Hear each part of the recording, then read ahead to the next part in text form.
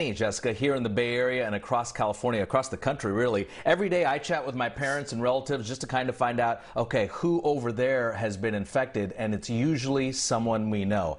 My relatives also over in India right now, they don't leave the house. They are confined to their homes or their apartments. They only go if they have to go to the office or to get groceries. So what happened here? Where were the missteps we talked about in India? Well, a few months ago, the Indian government thought they had COVID beat, so they weren't really pressing people to get vaccinations, and also they're allowing a lot of outdoor gatherings and gatherings of all kinds without people wearing masks. And sadly, that now India is paying the price. The latest numbers, about 7 million reported infections in India in the last month and 57,000 deaths. That's about 80 deaths per hour.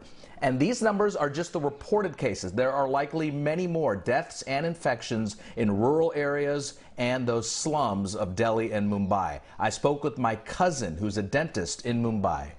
Almost everyone knows someone, either within their homes or within their buildings, their colonies, their work colleagues, their friend circle, who's either had this and has recovered from it, or who has had this and has long COVID where they're still dealing with some symptoms, or who has had this and hasn't recovered from it.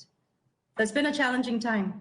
Preeti, are you upset? Are you mad? Are you fearful? What are the emotions that come to your mind just right now as your country battles through this? I think right now the only thing to do is to look ahead, to learn from the mistakes. And when I say mistakes, it's simply, I think, lack of preparedness. We didn't anticipate a second wave coming in so quickly, so swiftly, being so infectious.